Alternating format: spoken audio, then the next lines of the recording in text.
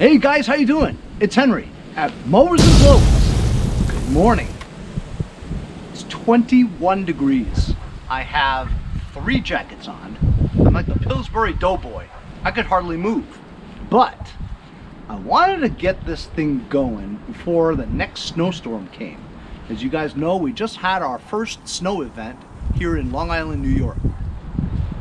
On that day, before the snowstorm, I fixed a Toro 418ZE single stage snowblower that was in my inventory.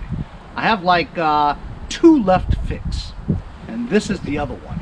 As you know from that episode, I actually fixed it 9 months ago, but then it didn't start this year when I took it out of the shed. And it was just a little bit of gum right around the bowl area where the float and the needle were stuck, so it wasn't getting any gas. Did a quick and dirty, got it loosened up, fired right up, ran fine. Sold it an hour after I fixed it again. So that takes me down to 2 snowblowers left to fix for the winter. This is the one that I promised I was going to work on next. And this is a Honda 520 HS. It's my first Honda snowblower. I've never worked on a Honda snowblower before. At least that I could remember. So this is a single stage Honda HS520 Harmony. It's a 4-stroke overhead cam engine, and it says easy start. It looks complete. I've actually watched a few videos on other people's Honda HS520. This thing really packs a punch. I watched this other guy. He was blowing snow like with no effort with this thing. What's interesting about this is I haven't been able to find a primer bulb anywhere. The only other snowblower I've ever had that did not have a primer bulb was my Jacobson 26, and that was started by just closing the choke completely with a flap when it's really cold and just pulling it a few times slowly to have the vacuum suck the gas into the carburetor. Now this does have a choke lever in and out. Has a fuel valve, and this is on, and an on and off switch. What's odd is, look, the on and off switch has 2 offs and 1 on. What would be the reason for having 2 off switches? It just doesn't make any sense to me, you know what I mean? Anyway, there's no primer bulb to be pushed. I did check the oil like last time, and it's fine. It's a small little dipstick on the bottom there. Has the pull lever right here. Seems like a good pull rope, and it seems like it has good compression. Very good compression. The lever here to engage the auger seems to be good. Feels right. There's a compartment here for the spark plug where you would lift the compartment and have access to the spark plug boot. The gas. This is what I was worried about last time, because when I opened it up last time, I saw a glistening of water. So I have a feeling that there's some water in here, but it looks like it might have been dried up by the time I got to this. So we'll see. It looks kind of dry, but I have a feeling that there might be water in the carburetor, which would prevent this from starting. The chute is just this handle here, and this handle allows you to move laterally left and right, as well as up and down, which is kind of cool. It's kind of stiff with a lot of resistance for the up and down. A little bit of loosening of this bolt and maybe some lubrication might help it out a bit. But number one is we got to get this thing running, right? And that's what we're going to do today. Like I said, everything else looks complete. The wheels are nice. It doesn't appear that I'm missing anything, which is usually the case when I find stuff. And look at the paddles. They look okay. Bottom scraper bar looks intact as well. Has a little bit of rust in this area and that area, which is normal for used snowblowers because you're scraping the curb and the ground and all that. The salt with the snow mixture, you know, it takes a toll on equipment for sure. But first thing we're going to do is, I mean, you got to try to put gas in here and at least see if it tries to turn over, you know. I am worried, like again, that I thought I saw water in here about a week ago. So if water's in here Water may have trickled into the carburetor and we're not going to be able to get it started. My hope is that it does turn over with gas, because to get to the carburetor, it's a pain because it has all these panels in the way. And I have to figure out a way to remove the panels as with little effort as possible to have access to the carburetor. So let me get some gas. We'll put some gas in here, give it a couple pulls and see what happens. So it is very cold. I didn't really want to come out here, but I was curious as to how this Honda would run. I'm a little excited because I'd love to use this in my next snowstorm if there is one. So just put some gas in here, a decent amount. The gas tank doesn't seem very big, to be honest with you, because I just poured a little bit in there. It's like halfway already. So it's trickling. It's on choke. I'm gonna put this on. It's on already. I'm just gonna give it a couple pulls and see what happens.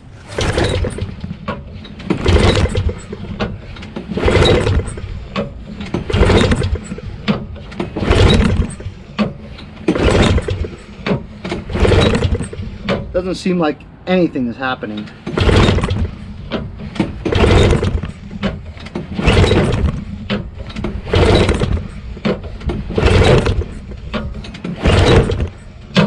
Not even a sign of it starting. Problem also now is normally I would take some go-go juice and just spray it into the carburetor to try to see if it'll start. If the carburetor is clogged, that's the reason why the gas is probably not making it to the carburetor. But as you can see from these panels, there's no real access to the carburetor.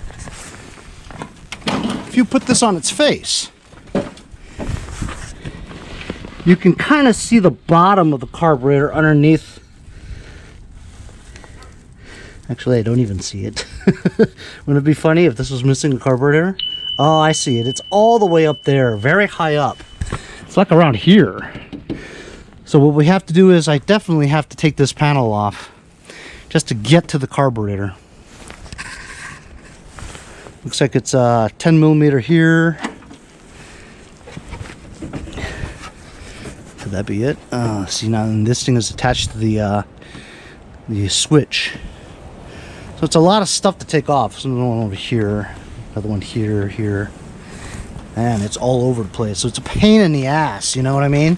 To get the covers off just to see if it'll start. Let's pull this cap off and see if I can access the carburetor from here.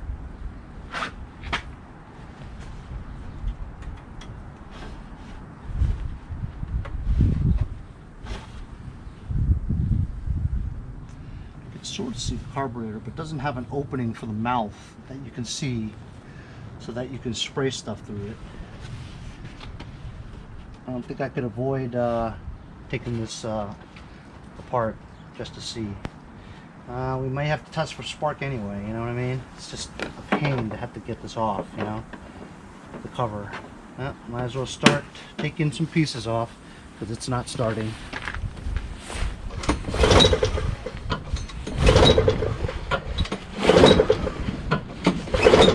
Carburetor could be just trashed, you know?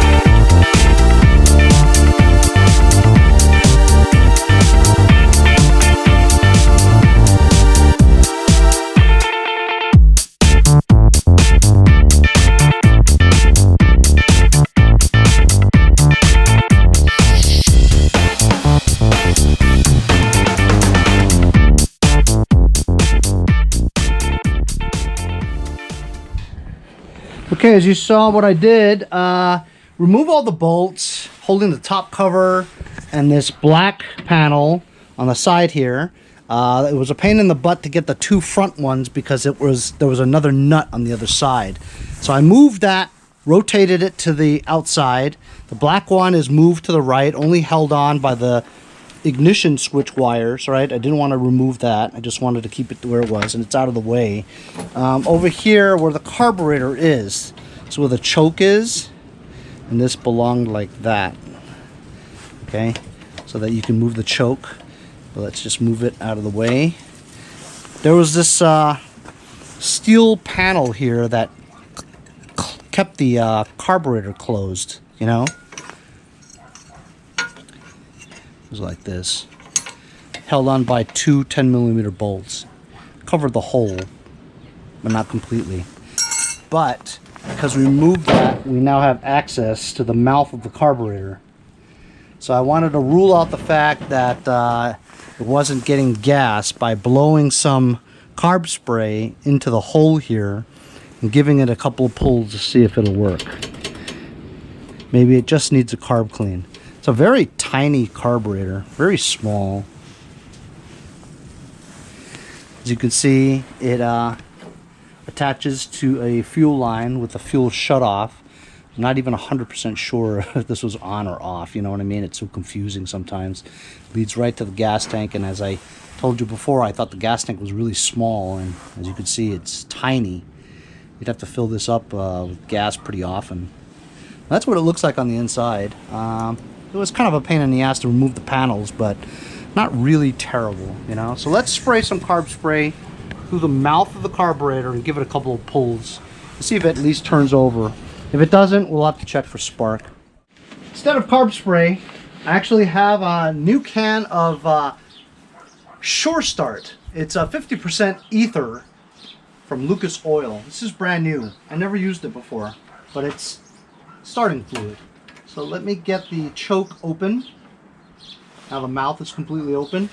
We'll spray some ether in there. That's plenty. Put it back down. Close the choke. See if it fires up.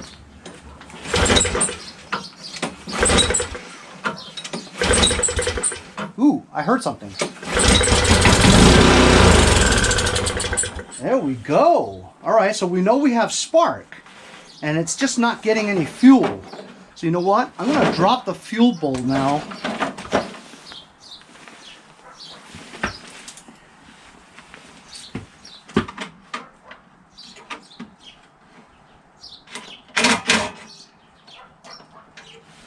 Already loosened it. Let's see the condition of this nut. And look, there's fuel coming out of it. Check it out. It's coming out.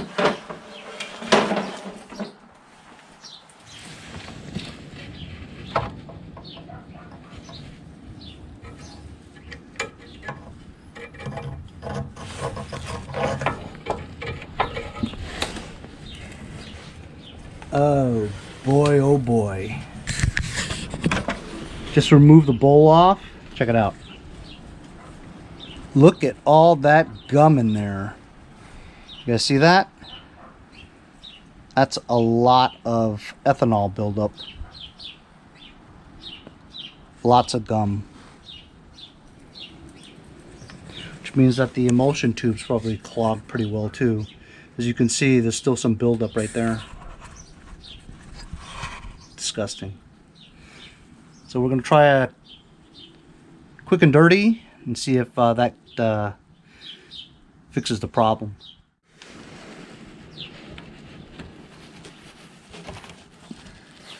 Taking the pin out and the float. As you can see, the needle is stuck in there. Not too bad. Blow this area. Up the emulsion tube.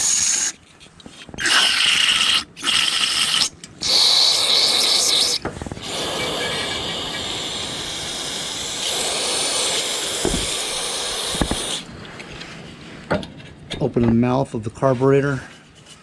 Blow into the holes.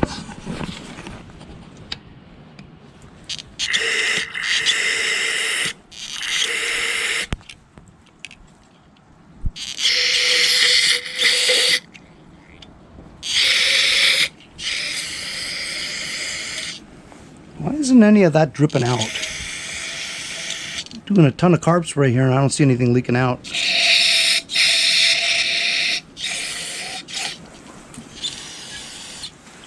I'm gonna clean up the bowl and the float and see what happens. I'm gonna dump out all this crap in here.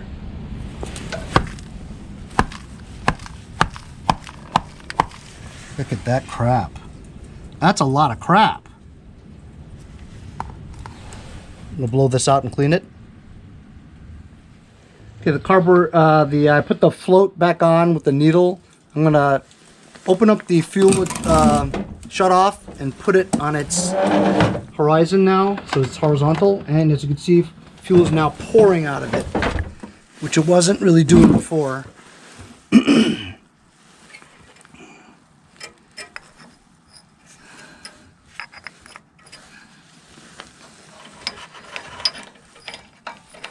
I remember this hose, which is like a reservoir to, you could loosen that nut over there or that valve and you could drain the gas in the bowl.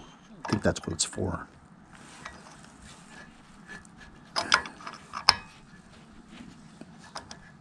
I don't even see where there's a gasket. What would prevent this from like leaking all over the place, you know? I don't feel a gasket at all. Gotta check that. Can't seem to find a gasket, but this is how it was. Clean the nut. The nut does have a gasket. I'm gonna tighten this up. See what happens. I don't know, I think it'll leak because I didn't see a gasket, you know what I mean? Gotta have a gasket. Unless it's made without one, I don't know. Alright, so I'm going to put it upright and give it a couple pulls. I'll put this down now. Holy cow. That was from all the stuff that I was blowing in there. It's coming out now. And fuel should be trickling into the bowl.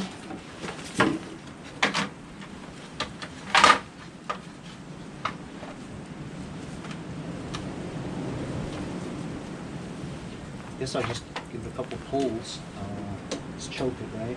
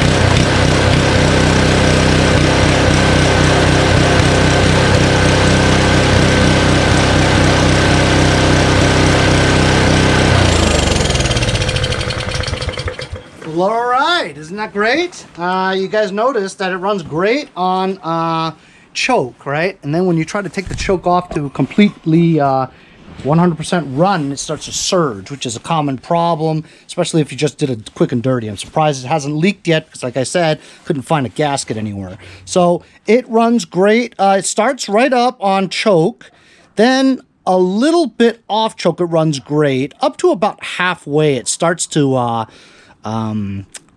surge. And so when you pull it all the way to full run, it surges quite a bit. You know what I mean? But then I feel like I went back here again, went back there again, and it was better, you know? Like, I think it needs to run some more and have the gas circulate through the carburetor. Whatever's blocking the holes or partially blocked, the gas moving around slowly gets rid of that clog. As you can see here, there's another hole right there where there's a screw. I'm going to loosen that and blow some carb spray through there. This is also the fuel adjustment screw right over there. So we can dial that in, but I don't think we have to. I think I'm going to let it run for a bit and also clean this hole right there. I'm going to remove that screw right now. So I have to first remove the entire idle screw. And you can't go this way because it's not matched up. So actually you have to go underneath the gas tank. There's a hole through that bracket, which allows a long screwdriver to get to the idle screw.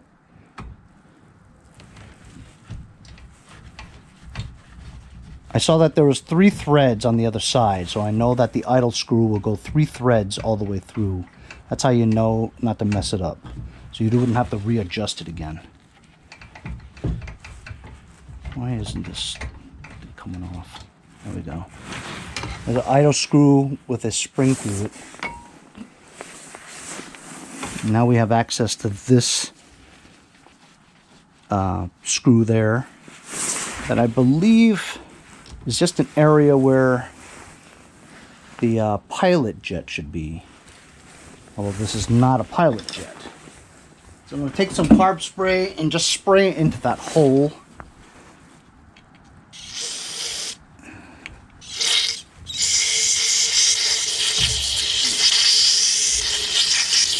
That's very generous. Flooded it. But hopefully whatever I'm spraying in there cleans whatever blockage or whatever. I think running it a little bit is going to help. There we go.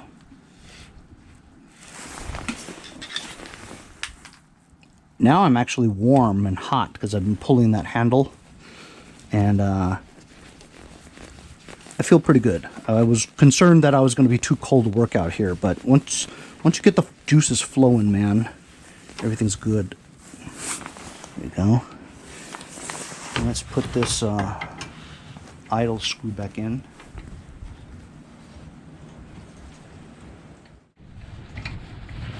And like I said, it's supposed to come out 3 threads.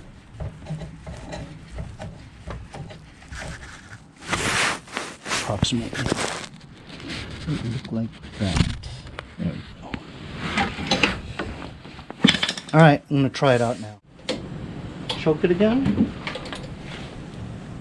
Yes. Turn it, switch back on, just a middle position. I might have flooded it with all that stuff, we'll see.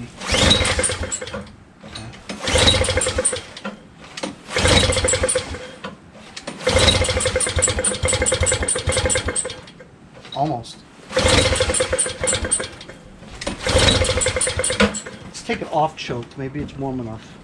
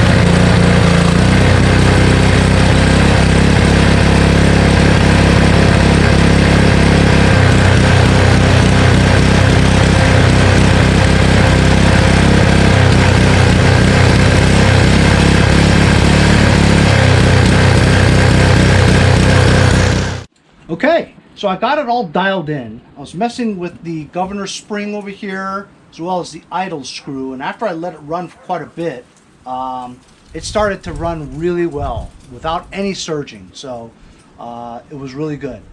Then off camera, I should have done it on camera, but I tried to engage the belt, and as I did this, nothing moved, okay? And then it wasn't until I pulled this, like I engaged it, but then I thought maybe it wasn't being pulled enough, so I pulled it some more with my hands like this, and something got caught and went and stopped the engine altogether. Now it's seized. I can't even move the engine now. I can't even pull start it. So I think something's caught. The belt and stuff is caught, and we're gonna have to look into the belt problem now, the auger system.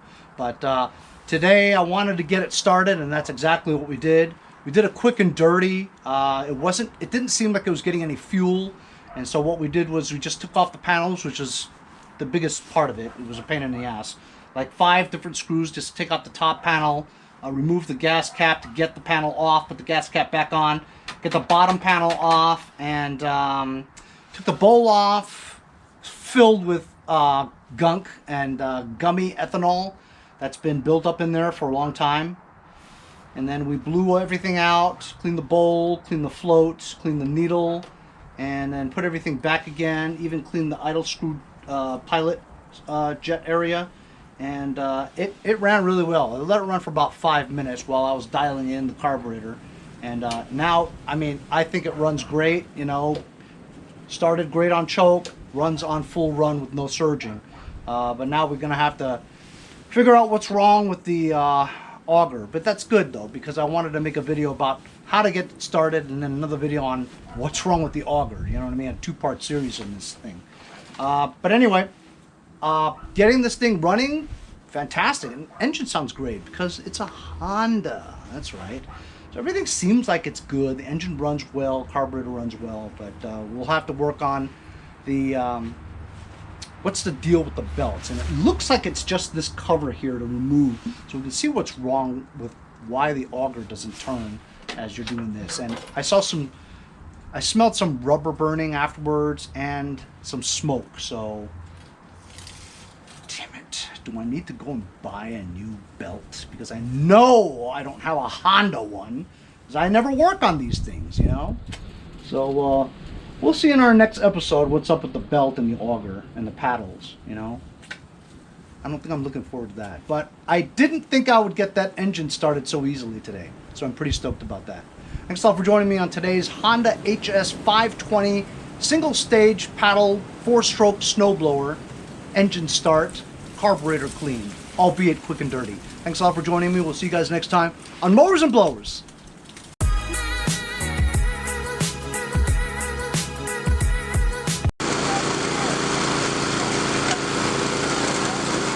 See you guys next time on Mowers and Blowers. Hey, if you guys enjoyed the video, remember to give me a like. Also, comment below. Subscribe. Remember, it doesn't cost anything to subscribe. It's free, right? Also, hit that little bell. That way you'll get post notifications whenever there's a new video, and you won't miss out on any of them. Remember to follow my Instagram and Facebook, as well as, if you'd like to donate $1 or $2, paypal.me/mowersandblowers. Really appreciate all the support. Also, to keep the videos coming every day, support the channel. Bye.